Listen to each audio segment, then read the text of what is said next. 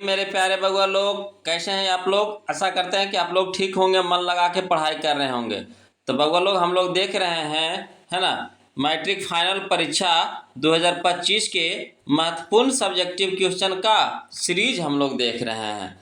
इसमें बउआ लोग हम आपके लिए क्लास 10th का, है ना, हिस्ट्री यानी इतिहास का क्वेश्चन लेकर के आए हैं बउआ लोग। वो भी सब्जेक्टिव क्वेश्चन, है ना, जो आपको हर एक बार एग्जाम में देखने को मिलेगा। वैसा वैसा चुनिंदा चुनिंदा क्वेश्चन हम आपके लिए लेकर के आए हैं। कोशिश यही है हमारी कि 100% क्वेश्चन इसी से आएगा बउआ लोग, है ना। ये हमारा गेस प्रश्न है ना, VVI गेस प्रश्न है बउआ लोग। कोशिश हमारी यही है कि 100% इसी से क्वेश्चन आएगा। इतिहास का बउआ लोग रटा नहीं जाता है, बल्कि इसको समझा जाता है ना। कोशिश कीजिएगा जो जो भी क्वेश्चन हम यहाँ पे बताएंगे उसको अपनी भाषा में उसको उतार लीजिएगा, है ना, समझने का प्रयास कीजिएगा, है ना। क्वेश्चन रटा नहीं जाता है, अगर रटिएगा तो कभी नहीं याद होगा, है ना। अगर उसको समझ लीजिएगा तो हमेशा के लिए आपके पास हो जाएगा, है ना, चला जाएगा, कभी आप उसको भूलिएगा नहीं। तब वो लोग, ये हमारा आज का पार्ट 2 वीडियो है ना। पार्ट 1 वीडियो हम पिछले क्लास में बना चुके हैं, जिसमें हम लोग, है ना, क्वेश्चन नंबर 1 से 10 तक के क्वेश्चन उसमें करवा चुके हैं बउआ लोग। जो भी नहीं देखे हैं तो पिछला वीडियो हमारा देख लीजिए, है ना। आज हम लोग 11 से 20 तक चलेंगे बउआ लोग। कहाँ से कहाँ तक चलेंगे? 11 से 20 तक, यानी हम 10-10 क्वेश्चन का सीरीज आपके लिए लेकर आए हैं बउआ लोग। वो भी VVI इंपॉर्टेंट क्वेश्चन, जो हमेशा आपको परीक्षा में देखने को मिलेगा। क्वेश्चन बैंक से उठा करके लाए हैं हम आपके लिए। चलिए बउआ लोग, तो हम लोग क्वेश्चन नंबर फर्स्ट देखते हैं बउआ लोग, है ना। और बउआ लोग, आपसे निवेदन है ना, कि प्लीज़ जब वीडियो अच्छा लगे तो ज़रूर कुछ ना कुछ कमेंट कीजिए। अच्छा लगे या ना लगे, फिर भी आप हमको ज़रूर कमेंट कीजिए। इससे हमें पता चलेगा कि कहाँ पे हमारी दिक्कत हो रही है ना। हमारे बउआ को क्या समझ में नहीं आ रहा, क्या दिक्कत है, जो भी आपको मन में आए कमेंट कर ज़रूर कीजिएगा बउआ लोग, है ना। तो चलिए हम लोग क्वेश्चन नंबर 11 देखते हैं बउआ लोग, है ना। क्वेश्चन नंबर 11 बहुत ही इंपॉर्टेंट क्वेश्चन है बउआ लोग, बार बार ये सब क्वेश्चन देखने को मिलेगा। कहता है, इटली के एकीकरण में काबूल की भूमिका का उल्लेख करें, है ना। इटली के एकीकरण में काबूल की भूमिका का उल्लेख करें, या फिर अगला है कि इसी को पूछेगा कि काबूल का संक्षिप्त परिचय दे, है ना। यही क्वेश्चन को आपको दो तरीका से पूछेगा। तो देखिए, कहता है, इसका आंसर देखिएगा कैसे लिखिएगा। इसका आंसर लिखिएगा कि काबूल को इटली के एकीकरण का, है ना, राजनीतिज्ञ कहा जाता है। काबूल को इटली के एकीकरण का राजनीतिज्ञ कहा जाता है। 1850 में वह सार्डिनिया के राजा विक्टर, है ना, इमैनुएल का मंत्री एवं 1882 में प्रधानमंत्री बना। 1850 में सार्डिनिया के राजा का मंत्री बना, और अब फिर 1882 में वो प्रधानमंत्री बन गया। कौन? है ना, काबूल, है ना, काबूल। चलिए आगे देखिए, कहता है कि उसने सैनिक और आर्थिक सुधारों द्वारा सार्डिनिया की स्थिति सुदृढ़ की। जो सार्डिनिया की उस समय स्थिति बहुत ही खराब थी, तो कोशिश किया कि वहाँ की सैनिकों की स्थिति भी सुधारा और वहाँ की आर्थिक स्थिति भी वहाँ सुधारा, है ना। आगे देखिए, कहता है कि पेरिस शांति सम्मेलन में उसने इटली के एकीकरण का प्रश्न उठाया। पेरिस में जब शांति सम्मेलन हुआ तो इटली के एकीकरण का भी प्रश्न उठाया, है ना, काबूल। आगे कहता है कि 1859 में ऑस्ट्रिया को पराजित कर काबूल ने, है ना, लोम्बार्डी पर अधिकार कर लिया। तो यही था हमारा काबूल का संक्षिप्त परिचय, या फिर कह सकते हैं इटली के एकीकरण में काबूल की भूमिका, क्या भूमिका थी। इस तरह से क्वेश्चन दीजिएगा, आंसर बउआ लोग, है ना। तो ये हमारा 2 नंबर का क्वेश्चन है बउआ लोग, है ना। 2 नंबर का क्वेश्चन जब आएगा कि 2 नंबर के क्वेश्चन में ये सब रहेगा बउआ लोग।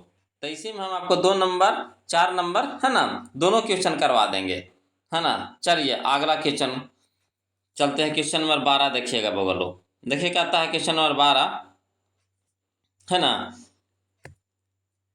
कि हंगरी के राष्ट्रीय आंदोलन में कोसुथ के योगदान का वर्णन करें। बहुत ही इंपॉर्टेंट क्वेश्चन है बगल लोग। कहता हंगरी के राष्ट्रीय आंदोलन में कोसुथ के योगदान का वर्णन करें। ये सब क्वेश्चन आपको क्वेश्चन बैंक में बार बार मिलेगा, देखिएगा, है ना, बार बार क्वेश्चन पूछा गया है सब बोर्ड एग्जाम में। देखिए कहता है, इसका आंसर देखिएगा, लिखिएगा कैसे कि हंगरी में राष्ट्रीय आंदोलन का नेतृत्व कोसुथ तथा, है ना, फ्रांसिस डिक ने, है ना, फ्रांसिस डिक ने किया था। हंगरी में राष्ट्रीय आंदोलन का नेतृत्व कोसुथ तथा फ्रांसिस डिक ने किया था। कोसुथ लोकतांत्रिक विचारों का, है ना, समर्थक था। जो कोसुथ था लोकतांत्रिक विचारों का समर्थक था, है ना। उसने वर्गहीन समाज के विचारों से जनता को पराजित कराया, है ना, पराजित नहीं परिचित कराया, है ना, जिस पर प्रतिबंध लगा दिया गया, है ना। उसने, देखिए समझिएगा फिर से, कहता है उसने वर्गहीन समाज के विचारों से जनता को परिचय कराया, है ना, परिचित कराया, जिस पर प्रतिबंध लगा दिया गया। फिर कहता है आगे कोसुथ के बारे में कि कोसुथ ऑस्ट्रियाई अधीनता का विरोध कर यहीं की व्यवस्था में बदलाव की मांग करने लगा, है ना, यहाँ की व्यवस्था में बदलाव करने लगा, है ना। तो ये था बगल लोग हंगरी के राष्ट्रीय आंदोलन में कोसुथ का योगदान। अगर इस तरह से आप लिख देते हैं या फिर इसको आप अपनी भाषा में उतार दीजिए, है ना, एग्जाम में कोशिश कीजिएगा कि अपनी भाषा में ही उत्तर दीजिए। इससे यह होगा, है ना, कि एग्जामिनर को लगेगा कि बच्चे खुद से, है ना, रट के नहीं, खुद से लिखे हैं, और इससे से है कि आपको नंबर कटेगा नहीं। जो 2 नंबर का रहेगा, 4 नंबर का रहेगा, उसमें पूरा पूरा आपका नंबर मिलेगा, है ना। तो कोशिश कीजिएगा बगलों एग्जाम में कि खुद से, है ना, क्वेश्चन लिखने का कोशिश कीजिएगा। चलिए आगे देखिए, कहता है क्वेश्चन नंबर 13 देखते हैं बगलों। कहता है, ये भी बहुत ही इंपॉर्टेंट क्वेश्चन है ना। कहता है लौह एवं रक्त की नीति क्या थी? लौह एवं रक्त की नीति क्या थी? बहुत ही इंपॉर्टेंट क्वेश्चन है बगलों। ये सब क्वेश्चन आपको बार बार बोर्ड एग्जाम में मिलेगा देखने को, है ना। देखिए कहता है कि लौह एवं रक्त की नीति का प्रतिपादन बिस्मार्क ने किया था। पहला लाइन लिखिएगा, बहुत ही अच्छा लाइन लिखे हैं हम आपके लिए कि लौह एवं रक्त की नीति का प्रतिपादन किसने किया था? तो बिस्मार्क ने, है ना। सब्जेक्टिव से ही ऑब्जेक्टिव आपका बनेगा, कहेगा, देखिए ऑब्जेक्टिव शो कैसे बनेगा। कहता है लौह एवं रक्त की नीति का प्रतिपादन किसने किया? तो क्या जवाब दीजिएगा? बिस्मार्क ने, है ना। इस नीति के अनुसार सैन्य शक्ति की सहायता से पूरे जर्मन प्रदेश का एकीकरण करना था, है ना। इस नीति से क्या करना था कि पूरे जर्मन प्रदेश का, पूरा जर्मन का एकीकरण माने इकट्ठा करना था। लौह एवं रक्त की नीति से पूरे जर्मन को कुछ करना था, एकत्रित करना था, एकीकरण करना था। तो यही था बगलों, है ना, लौह एवं रक्त की नीति, है ना। तो ये सब बगलों आपको 2 नंबर में मिलेगा, है ना, एग्जाम में क्वेश्चन। चलिए आगे देखते हैं क्वेश्चन नंबर 14 देखिए बगलों। कहता है कि जर्मनी का राजनीतिक एकीकरण के पहले आर्थिक एकीकरण कैसे हुआ? जर्मनी का राजनीति एकीकरण के पहले आर्थिक एकीकरण कैसे हुआ, है ना। माने जर्मनी को राजनीति एकीकरण करना था, है ना। इससे पहले हो गया यहाँ इसका आर्थिक एकीकरण हो गया, कैसे हुआ ये पूछ रहा है ना क्वेश्चन। तो देखिए इसका उत्तर में लिखिएगा कि 1815 से 48 के मध्य जर्मनी में औद्योगिकीकरण की, है ना, पृष्ठभूमि तैयार हो गई, है ना, पृष्ठभूमि तैयार हो गई। कोयला और खनिज उद्योग का विकास हुआ, है ना, रेल लाइनों का प्रसार हुआ। 1834 में वर्षा की पहल पर, है ना, जोल्वेराइन शुल्क संघ की स्थापना हुई। इस प्रकार जर्मनी का राजनीतिक एकीकरण के पहले आर्थिक एकीकरण हुआ। इस तरह से क्वेश्चन का जवाब दीजिएगा बगल लोग, आपका एक भी नंबर नहीं कटेगा, है ना। ये बिल्कुल अपनी भाषा में लिखा गया क्वेश्चन है ना। तो आशा करते हैं कि आप लोग इसको दिमाग में सेट कर लीजिएगा, उतार लीजिएगा, है कि नहीं। चलिए बगल लोग क्वेश्चन नंबर 15 देखते हैं, है ना। देखिए कहता है क्वेश्चन नंबर 15, ध्यान दीजिएगा बगल लोग, है ना। कहता है कि जर्मन राइन महासंघ की स्थापना किसने की। ये भी क्वेश्चन आता है बगल लोग आपको ऑब्जेक्टिव में, और कभी कभी सब्जेक्टिव में भी 2 नंबर में देता है। कहता है जर्मन राइन महासंघ की स्थापना किसने की। तो इसका सही जवाब दीजिएगा कि जर्मन राइन महासंघ की स्थापना, है ना, नेपोलियन ने की थी। किसने की थी बगल लोग, नेपोलियन ने, है ना। चलिए अगला कहता है क्वेश्चन नंबर 16 देखिएगा। कहता मेटरनिक कौन था। ये भी बहुत ही इंपॉर्टेंट क्वेश्चन है बगल लोग, है ना। आप खुद अनुमान करके देखिए कि सर हमारे लिए इंपॉर्टेंट क्वेश्चन लाए हैं कि नहीं। देखिएगा इसको क्वेश्चन बैंक में देखिएगा, बार बार ये सब मिलेगा क्वेश्चन आपको, तो वहाँ से हम ढूंढ करके आपके लिए लाए हैं। मेटरनिक कौन था, यूरोपीय इतिहास में वह क्यों विख्यात है। यूरोपीय इतिहास में वह क्यों विख्यात है, यानी वह यानी कौन, मेटरनिक क्यों विख्यात है, उसके बारे में आपको बताना है ना। तो देखिए बगल लोग लिखते हैं इसका उत्तर। कहता है मेटरनिक ऑस्ट्रिया का चांसलर था। यहाँ से देखिए आपका ऑब्जेक्टिव भी तैयार हो गया कि ऑस्ट्रिया का चांसलर कौन था, तो मेटरनिक। मेटरनिक कौन था, तो ऑस्ट्रिया का चांसलर। ऑब्जेक्टिव भी क्लियर हो रहा होगा, है ना। यानी सब्जेक्टिव से आपको ऑब्जेक्टिव भी क्लियर होगा, और सब्जेक्टिव तो होगा ही होगा, सब्जेक्टिव पढ़ने से ये फायदा है। अगला देखिए कि वह घोर प्रतिक्रियावादी, क्रांति के संदेशों का कट्टर विरोधी एवं पुरातन व्यवस्था बनाए रखने का समर्थक था। उसने जिस प्रकार की व्यवस्था यूरोप में स्थापित की उसे मेटरनिक व्यवस्था कहा जाता है ना। जिस तरह की व्यवस्था यूरोप में, है ना, स्थापित किया था उसको मेटरनिक व्यवस्था कहा जाता है। अपनी इसी व्यवस्था के कारण वह यूरोपीय इतिहास में क्या हुआ, विख्यात है ना। यही कारण था, है ना। अपना उसका कुछ, है ना, जैसे वो कट्टर विरोधी था, क्रांति के संदेशों का क्या था, वो कट्टर विरोधी था, पुरातन व्यवस्था बनाए रखने का समर्थक था, है ना।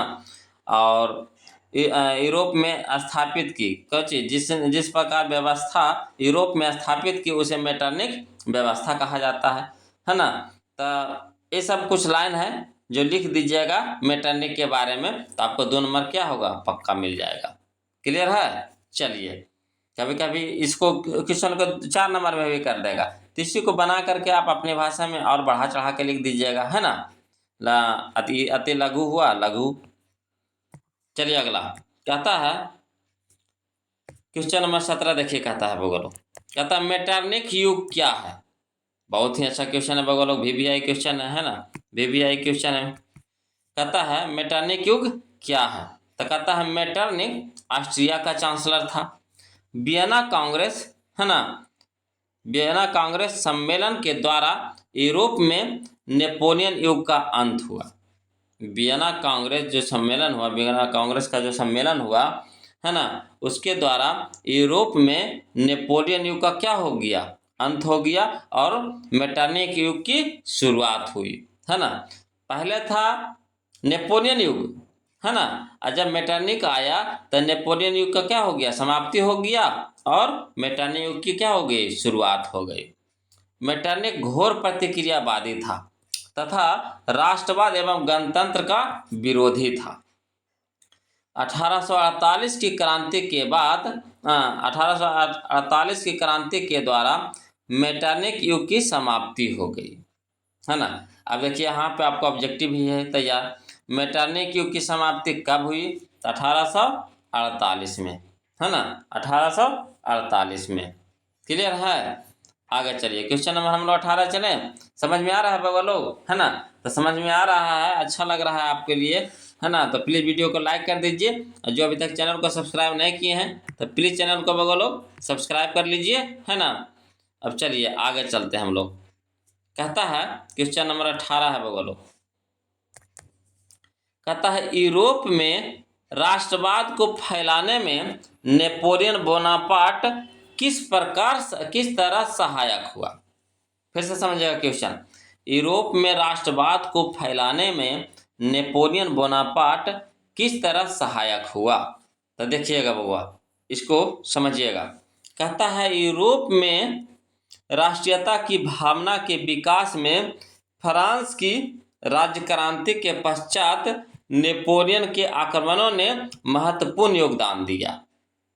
आगे कहता है कि फ्रांसीसी क्रांति ने राजनीति को, है ना, अभिजात वर्गीय परिवेश से बाहर कर उसे अखबारों, सड़कों और सर्वसाधारण की वस्तु बना दिया, है ना, सर्वसाधारण की वस्तु बना दिया इसको। आगे कहता है यूरोप के कई राज्यों में नेपोलियन के अभियानों द्वारा नवयज्ञ का संदेश पहुंचाया, है ना, नवयज्ञ का संदेश पहुंचाया। नेपोलियन ने जर्मनी और इटली के राज्यों को भौगोलिक नाम की परिधि से बाहर कर, है ना, उसे वास्तविक एवं राजनैतिक रूपरेखा प्रदान की, है ना। आगे देखिए कहता है प्रदान की, जिससे इटली और जर्मनी के एकीकरण का मार्ग प्रशस्त हुआ। दूसरी तरफ नेपोलियन की, है ना, सुधारवादी नीतियों के कारण फ्रांसीसी, है ना, प्रभुता और आधिपत्य के विरुद्ध यूरोप में देशभक्तिपूर्ण विक्षोभ भी जगा, है ना। तो ये सब बउआ लोग आपको, है ना, लघु में क्वेश्चन ये सब पूछेगा, लघु उत्तरीय में सब क्वेश्चन पूछेगा, है ना। ये सब आपको 4 नंबर में पूछेगा बउआ लोग। तो कोशिश कीजिएगा इस तरह से आप अपने भाषा में इसको उतार करके जवाब दीजिएगा, है ना। दिमाग में सेट कर लीजिए इसको अपनी भाषा में और उसको अपनी भाषा में बना करके जवाब दीजिएगा क्वेश्चन को, है ना। चलिए आगे चलते हैं हम लोग। अगला क्वेश्चन देखिए, अगला कहता है कि विलियम प्रथम के बगैर जर्मनी का एकीकरण बिस्मार्क के लिए असंभव था। कैसे? विलियम प्रथम के बगैर जर्मनी का एकीकरण बिस्मार्क के लिए असंभव था। कैसे? इसको देखिएगा बउआ लोग, समझिएगा। कहता है विलियम प्रथम पर्सा का राजा, है ना, विलियम प्रथम पर्सा का राजा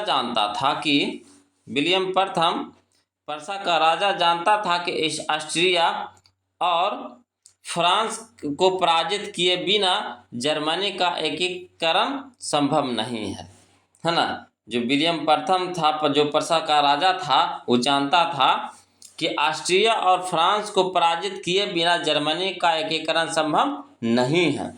1862 में विलियम प्रथम ने जर्मनी के एकीकरण के उद्देश्य को ध्यान में रखकर, है ना, महान कूटनीतिज्ञ बिस्मार्क को अपना चांसलर नियुक्त किया। देखिए क्या दिमाग ही लगाया अपना, है ना। वो जानता था कि ऑस्ट्रिया और फ्रांस को बिना पराजित किए बिना जर्मनी का एकीकरण संभव नहीं है। तो उसने क्या किया कि बिस्मार्क जो था बहुत बड़ा कूटनीतिज्ञ था, है ना। इन्हें से इन्हें बात करना, इधर के बात उधर करना, उधर के बात इधर करना, इधर के उससे लड़वा देना, उसको इससे लड़वा देना, है ना। और उसको क्या कर लिया विलियम प्रथम ने, अपना चांसलर बना लिया, है ना, अपना चांसलर नियुक्त कर लिया। बिस्मार्क का मानना था कि जर्मनी की समस्या का समाधान पर्सा के नेतृत्व में रक्त और तलवार की नीति से होगा। अगर विलियम प्रथम बिस्मार्क को चांसलर न बनाया होता तो बिस्मार्क के लिए जर्मनी का एकीकरण असंभव प्रतीत होता। तो ये था बउआ लोग, है ना, क्वेश्चन नंबर 19 का आंसर। तो इस तरह से आप दीजिएगा, है ना, लिखिएगा क्वेश्चन, तो आपको नंबर नहीं कटेगा, है ना।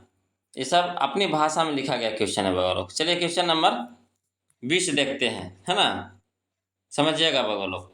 क्वेश्चन नंबर 20 कहता है कि यूनानी स्वतंत्रता संग्राम के परिणामों का उल्लेख करें।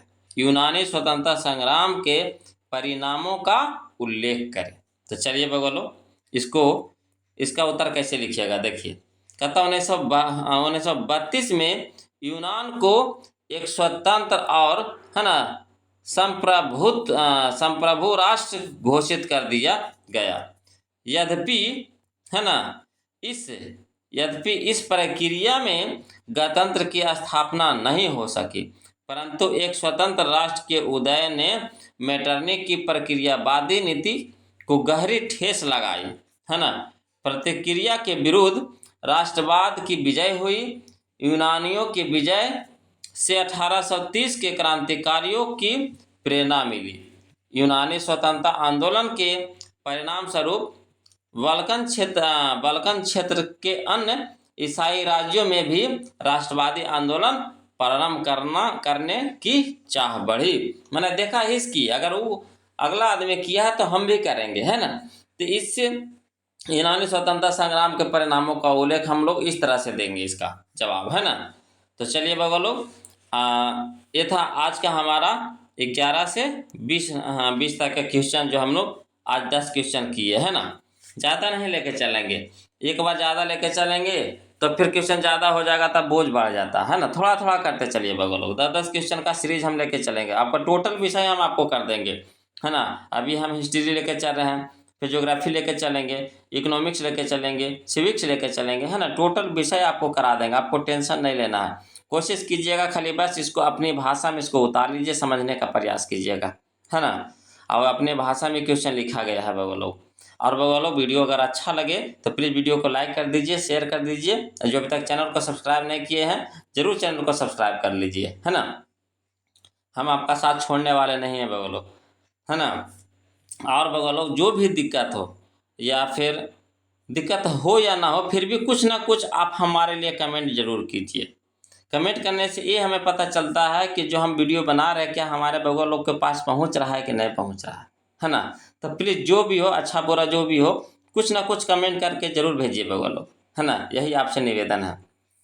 तो चलिए आज के वीडियो हम इतने रखते हैं बगल लोग, फिर मिलते हैं हम लोग अगले वीडियो में। तब तक के लिए जय हिंद।